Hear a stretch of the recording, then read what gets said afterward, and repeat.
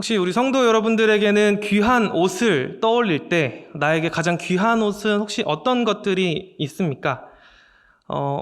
사랑하는 사람이 나에게 선물한 옷이 떠오르시는 분들도 있을 것이고, 혹은 첫 월급을 타거나 나에게 중요한 돈으로 꽤 비싼 옷을 처음으로 구매했던 그런 옷을 가지고 나에게 중요한 옷이라고 떠올리는 분들도 계시리라고 생각합니다.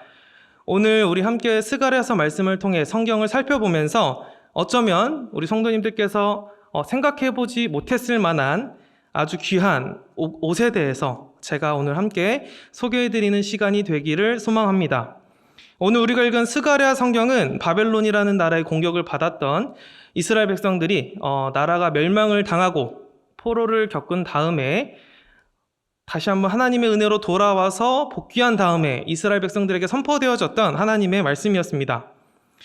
이스라엘 백성들이 하나님께 죄를 짓고 심판을 받고 다시 하나님의 은혜로 돌아온 이스라엘 백성들을 향해서 이 말씀이 선포되어졌던 것이죠. 오늘 본문 말씀은 스가랴 선지자가 보고 있는 환상에 대해서 기록하고 있는 말씀입니다. 이 환상에는 여러 등장인물들이 나오고 있는데요. 첫 번째로는 하나님이 등장하십니다. 그리고 두 번째로는 천사가 나오고요. 세 번째로는 사탄이 나옵니다. 그리고 마지막 네 번째로는 대제사장 여호수아가 등장합니다. 이 환상에는 총 이렇게 네 인물들이 등장하게 되는데요. 각각이 맡은 역할들이 분명하게 있는데 크게는 오늘 법원에서 일어나는 것과 비슷한 형태의 일들이 일어나게 됩니다. 죄인이 있고 그 죄를 고발하는 검사 역할을 하는 사람이 있고 그 죄를 판결하는 판사 역할을 하는 분이 계십니다. 한번 머릿속으로 법원의 그림을 생각해 보면서 오늘 본문 말씀을 읽어보셔도 좋을 것 같습니다. 판사 자리에는 하나님이 앉아 계시고 있고요. 피고석에는 그 죄인은 대제사장 여호수아가 앉아 있고 죄인을 공격하는 검사 자리에는 사탄이 앉아 있습니다. 그리고서 이제 재판이 시작되게 되죠. 스가랴가 보니 이와 같은 장면이 현재 펼쳐지고 있는 것입니다. 이와 같은 내용을 기록한 것이 스가랴서인 것이죠. 사탄이 대제사장 여호수아를 대적하고 있습니다. 다시 말하면 공격하고 있는 상황입니다. 또다시 말하면 하나님께 이와 같이 말하고 있는 겁니다. 하나님, 저기 있는 저 대제사장 여호수아를 보십시오. 저 사람은 죄인입니다. 저 사람은 멸망당해야 마땅한 사람입니다. 저 사람은 구원받을 수 없는 죄인입니다. 라고 지금 사탄이 하나님을 향해서 판사이신 하나님을 향해서 대제사장 여호수아를 고발하고 있는 장면입니다. 이 장면은 조금 아이러니한 장면이라고 볼 수도 있을 것 같습니다. 여호수아라는 이름의 뜻은 여호와는 구원이시다라는 뜻을 가지고 있습니다. 그러한 이 여호수아를 향해서 여호와는 구원이시다라는 이름의 뜻을 가진 여호수아를 가리켜서 하나님께 고발을 하고 있고 저 여호수아를 지금 그 죄를 고발하고 있기 때문이죠. 어쩌면 이 사탄이 이 말하고 있는 하나님을 향해서 여호와는 구원이시다라고 말하는 저 사람을 어디 한번 구원해 보십시오 라고 말하는 것과 같이 보이기도 합니다. 그렇다면 지금 말하고 있는 이 본문에 등장하는 사탄의 말은 옳은 것일까요? 사탄의 고발은 정당한 것이었을까요? 아니었으면 좋겠지만 비극적이게도 사탄의 지금 말하고 있는 이 고발은 옳은 말이었습니다.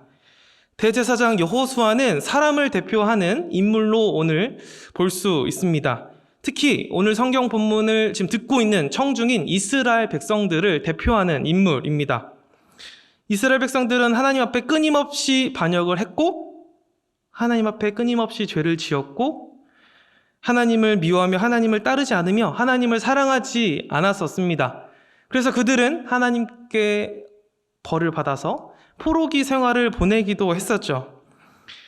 제가 설교를 시작하면서 옷에 대한 언급을 했습니다.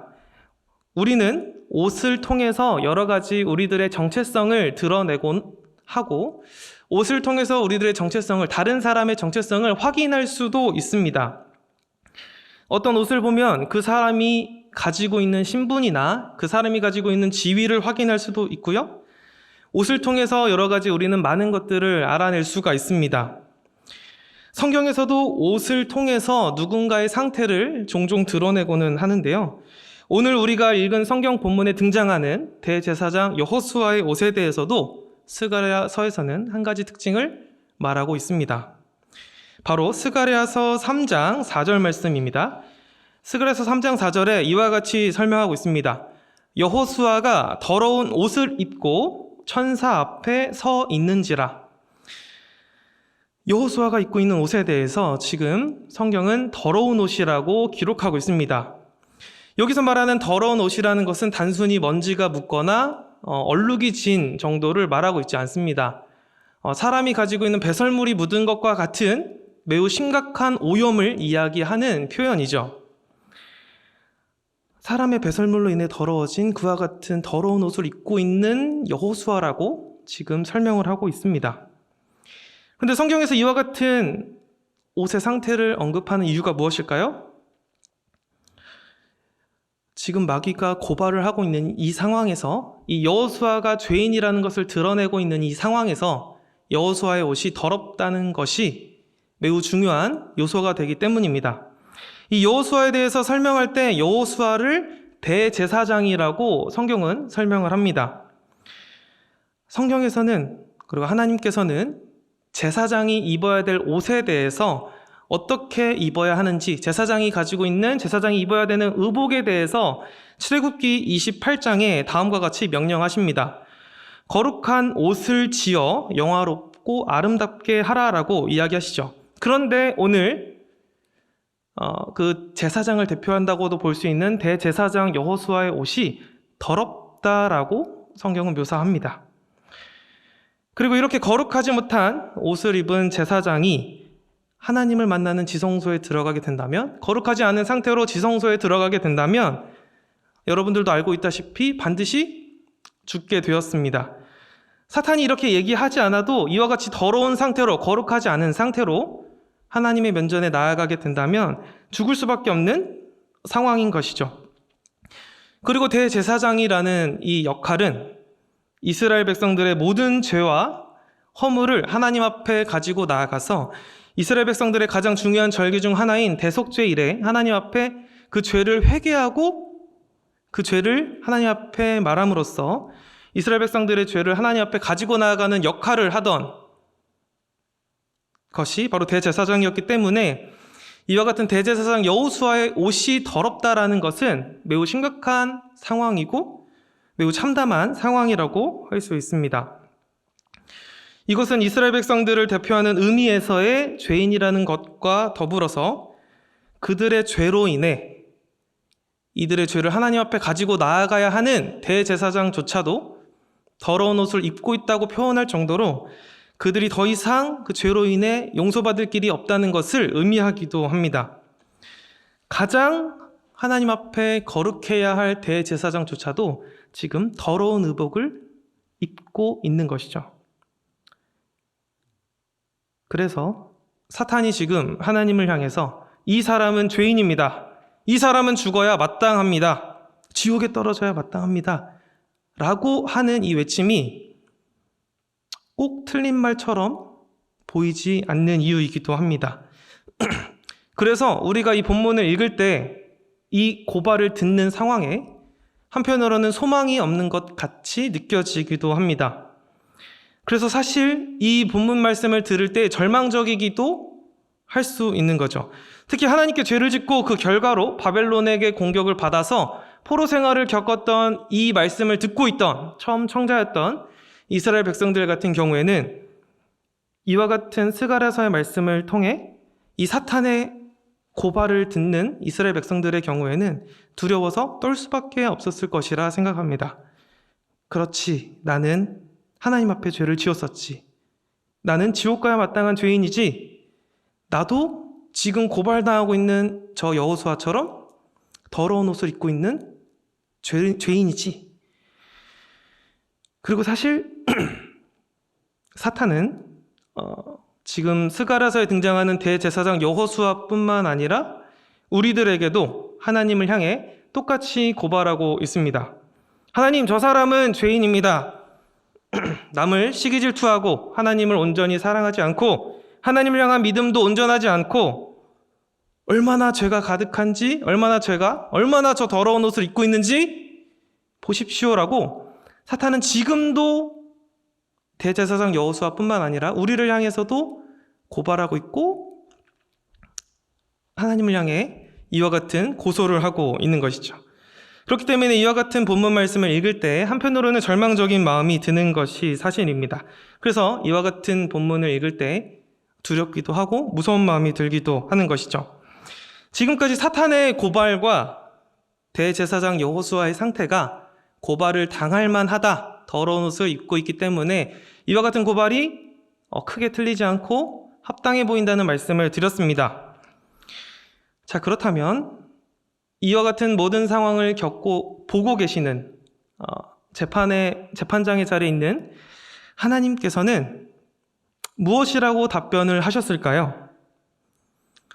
방금 말씀드린 것처럼 이 고발하는 것이 타당해 보이기도 한 이와 같은 사탄의 고발에 대해서 하나님께서 하신 반응은 무척이나 놀랍게도 그 사탄을 책망하십니다. 말 그대로 사탄을 혼내신 것이죠. 하나님께서는 사탄의 말이 아주 틀리지 않았음에도 사탄을 혼내십니다.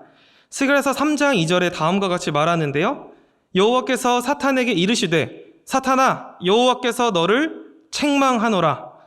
예루살렘을 택한 여호와께서 너를 책망하노라. 이는 불에서 꺼낸 그슬린 나무가 아니냐 하실 때라고 기록하고 있습니다.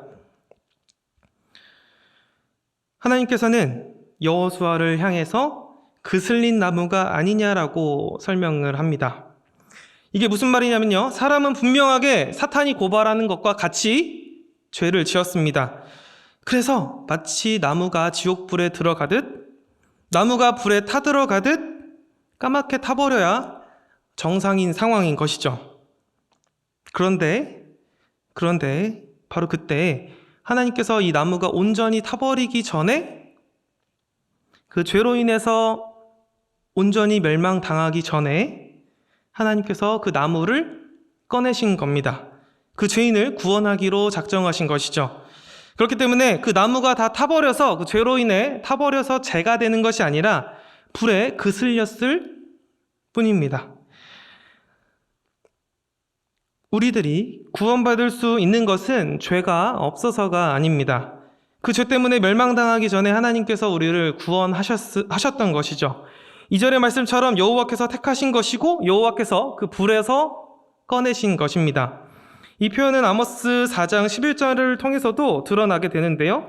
아모스 4장 11절에 다음과 같이 기록합니다. 내가 너희 중에 성은 무너뜨리기를 하나님인 내가 소돔과 고모라를 무너뜨림같이 하였으므로 너희가 불붙는 가운데서 빼낸 나무 조각같이 되었으나라고 기록하고 있습니다. 그리고서 하나님께서는 이와 같은 말씀을 하신 다음에 스가랴서 4장에 다음과 같이 말씀하십니다. 여호와께서 자기 앞에 선 자들에게 명령하사 그 더러운 옷을 벗기라 하시고 또 여호수아에게 이르시되 내가 내 죄악을 제거하여 버렸으니 내게 아름다운 옷을 입히리라 하시기로 라고 말씀하십니다.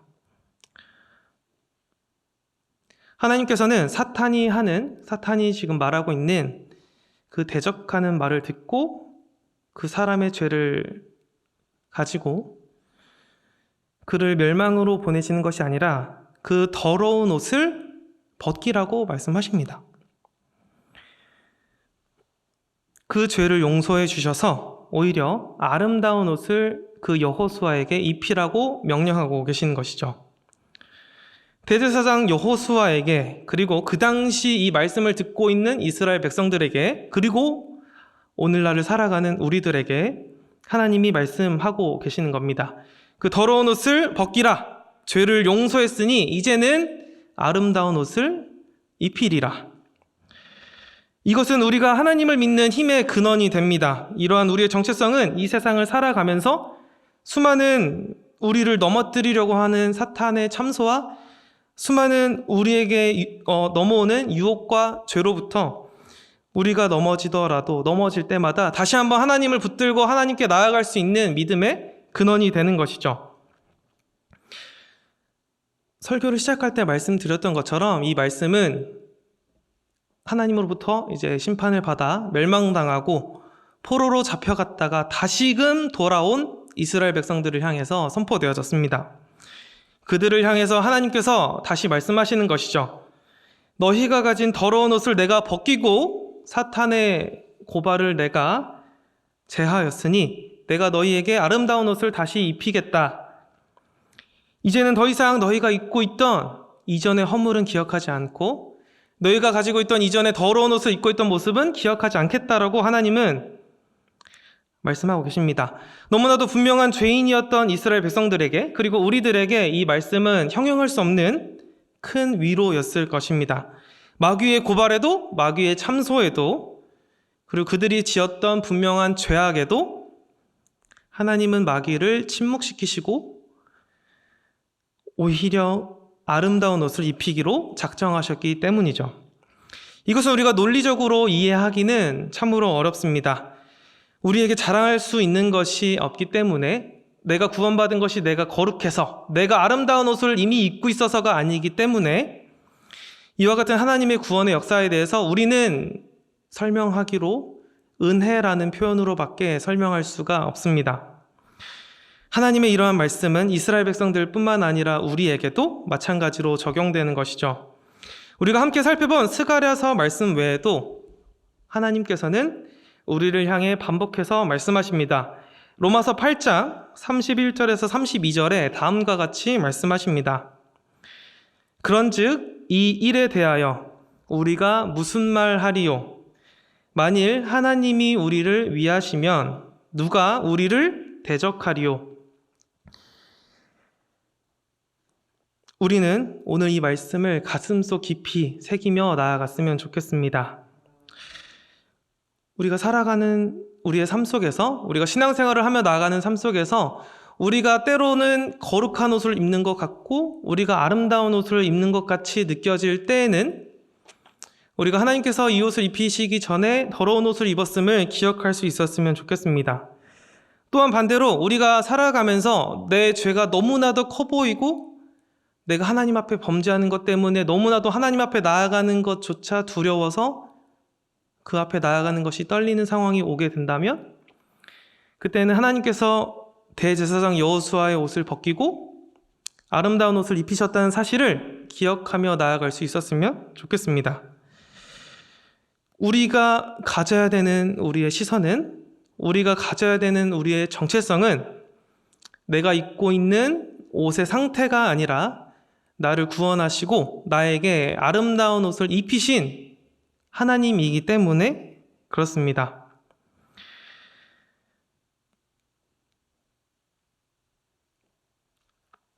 말씀을 정리하려고 합니다. 하나님께서는 여호수아를 향해서 그리고 우리를 향해서 그슬린 나무가 아니냐고 말씀하십니다. 우리는 죄인이지만 하나님이 우리를 위하시기 때문에 하나님이 우리가 입고 있는 더러운 옷을 벗기기로 작정하시고 우리에게 하나님께서 아름다운 옷을 입히기로 작정하셨기 때문에 우리는 하나님이 입히신 아름다운 옷을 입고 있는 사람들입니다. 아무리 사탄이 대적하고 공격해도 소용이 없습니다. 어림도 없는 것이죠. 하나님이 우리를 구원하기로 작정하셨으니까요. 하나님이 우리를 불 가운데서 꺼내 그슬린 나무라 부르시기 때문입니다. 하나님이 우리를 사랑하시기 때문입니다. 이 사실을 우리가 살아가는 매일매일의 삶 속에서 우리가 살아가며 신앙생활하며 나아가는 매일매일의 예배와 우리가 살아가는 삶의 모습들 속에서 깊숙이 하나님을 기억하고 가슴속에 하나님을 간직하며 날마다 이와 같은 우리를 구원하신 하나님의 기쁨을 간직하며 살아가는 성도 여러분들 되시기를 소망합니다.